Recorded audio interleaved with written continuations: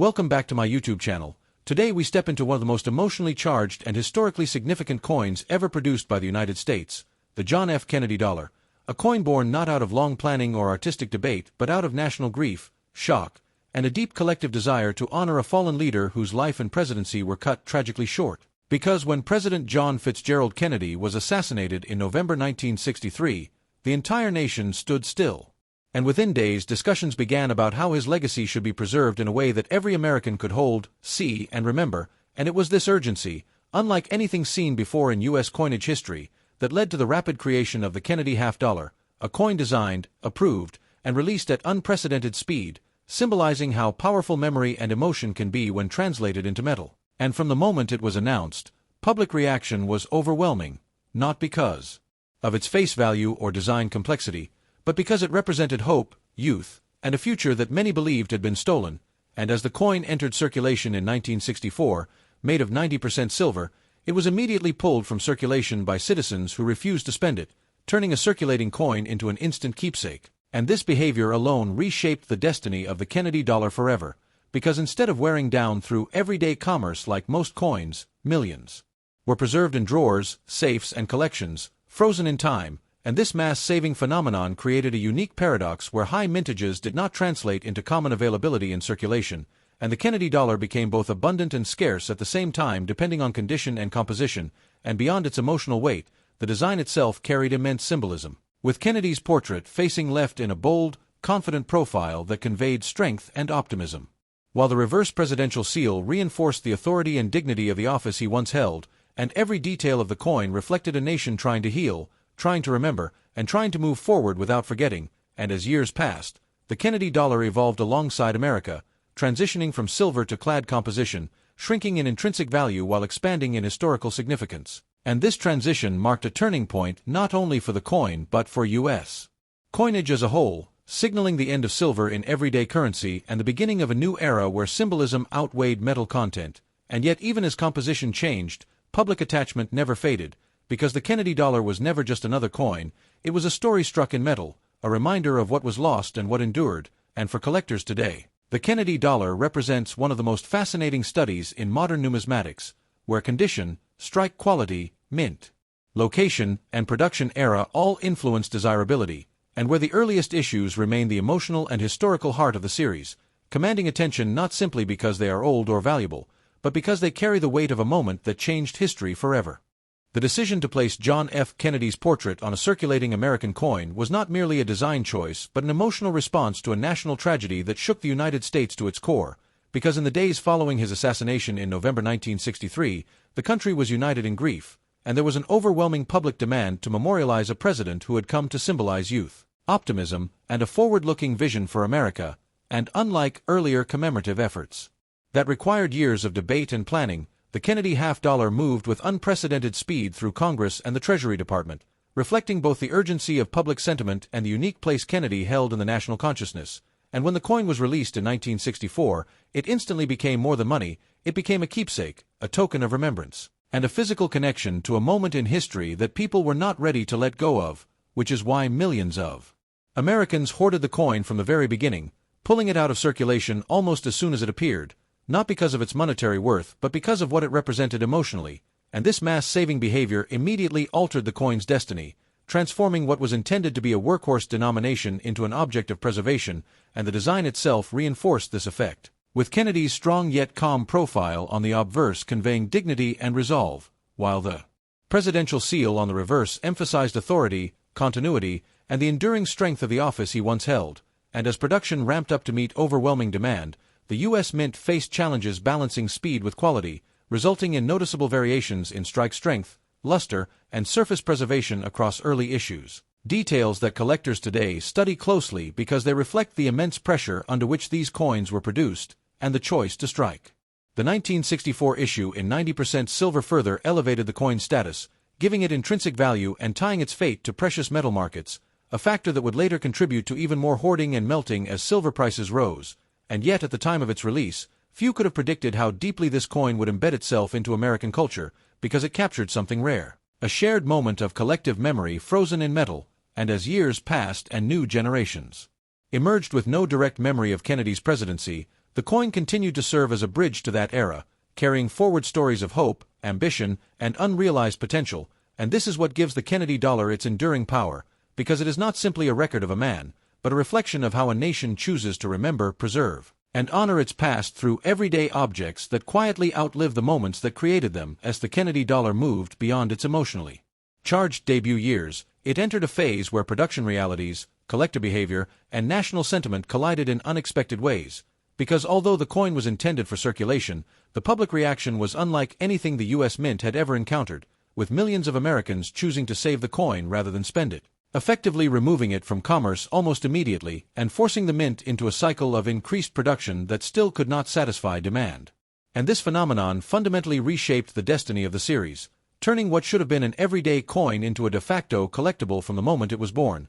And as the years progressed through the late 1960s and early 1970s, the Kennedy dollar became a reflection of America's changing economic landscape, particularly as rising silver prices placed intense pressure on circulating silver coinage, prompting hoarding, melting, and speculation on a massive scale, and the Kennedy dollar, with its larger silver content and symbolic appeal, became one of the most targeted coins during this period, accelerating its disappearance from circulation and cementing its role as a stored asset rather than a transactional tool. And this transition forced the mint to make difficult decisions that would permanently alter the coin's composition, leading to the reduction and eventual removal of silver, a move that sparked both controversy and acceptance as the realities of modern economics overpowered tradition, and these composition changes created natural dividing lines within the series, separating early silver issues from later clad versions and giving collectors a clear historical framework through which to study the coin's evolution. And yet, despite the removal of precious metal, the Kennedy dollar never lost its emotional gravity,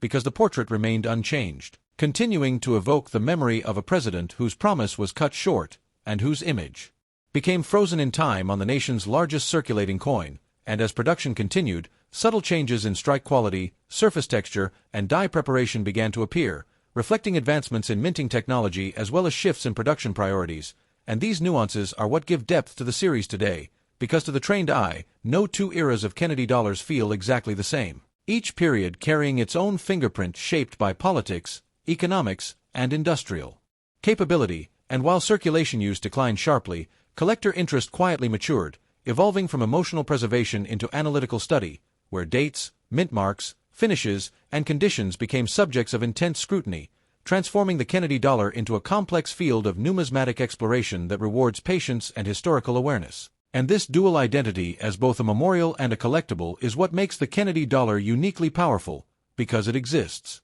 simultaneously as a tribute to a moment of national loss and as a long-term record of how a country adapts its symbols to survive changing times.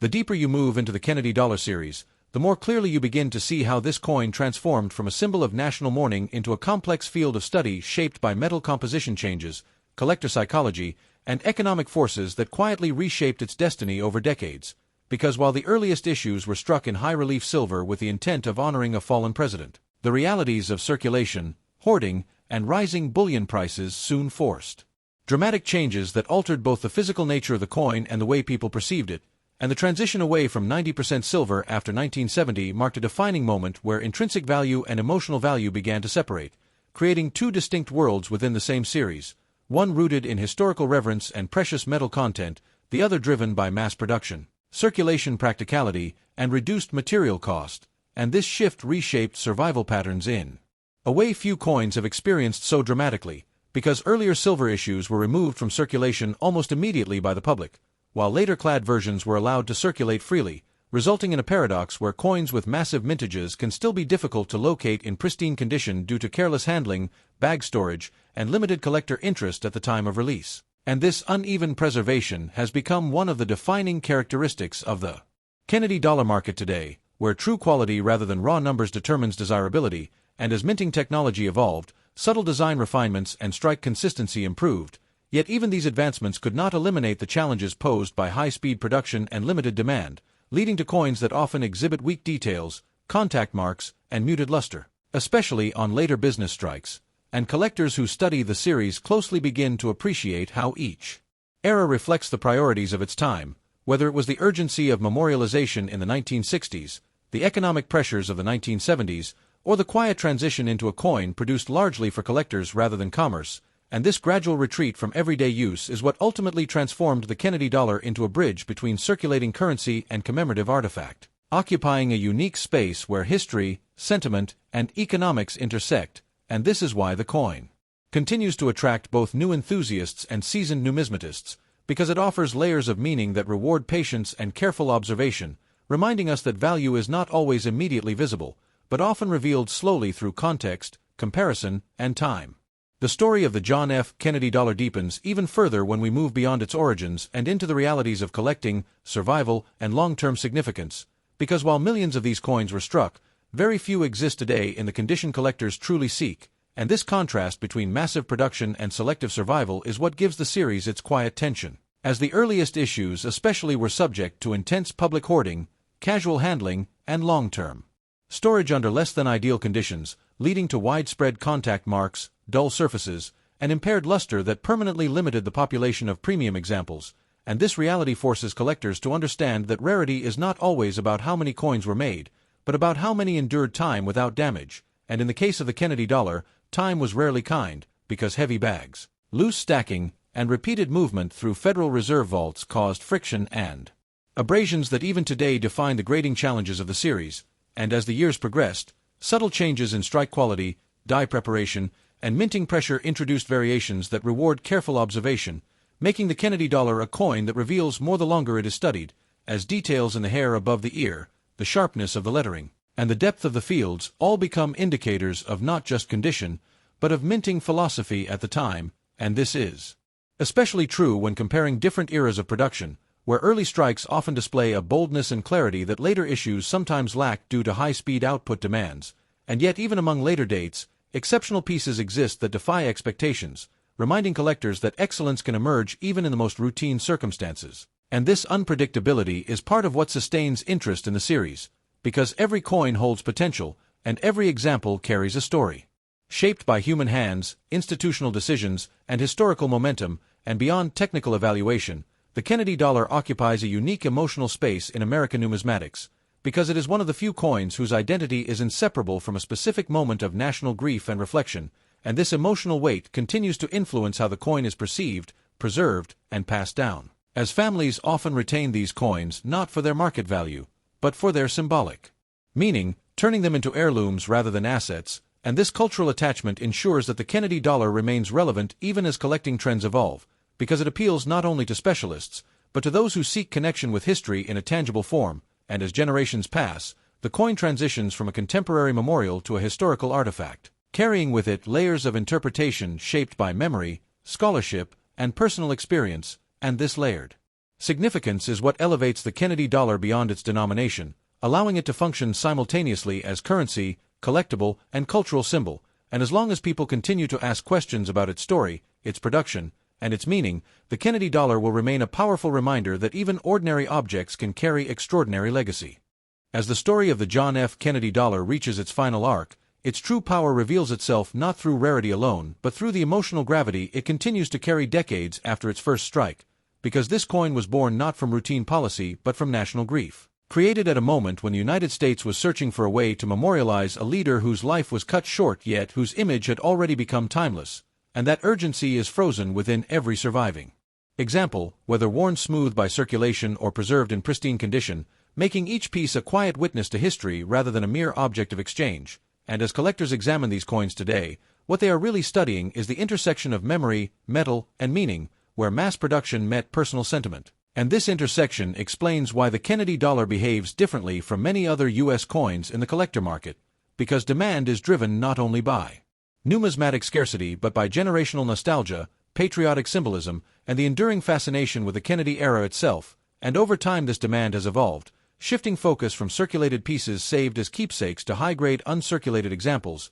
special mint issues, and proof strikes that showcase the design at its finest, revealing sharp hair detail, bold lettering, and mirrored fields that were never meant for everyday use but instead for reflection and preservation, and this transition mirrors the broader journey of the coin from commerce to collection, as fewer Kennedy dollars circulate today and more find permanent homes in albums, slabs, and family collections, effectively removing them from the monetary system and reinforcing their role as historical artifacts, and this gradual withdrawal from circulation has only strengthened the coin's identity. allowing it to stand as a bridge between past and present, connecting modern collectors with a moment in time that continues to resonate through books, documentaries, and cultural memory, and yet despite its symbolism and popularity, the Kennedy dollar remains accessible, reminding us that meaningful history does not always require extreme rarity or unattainable prices, but can instead exist within reach, waiting to be understood and appreciated. And this balance between accessibility and significance is what ensures the Kennedy dollar's lasting appeal,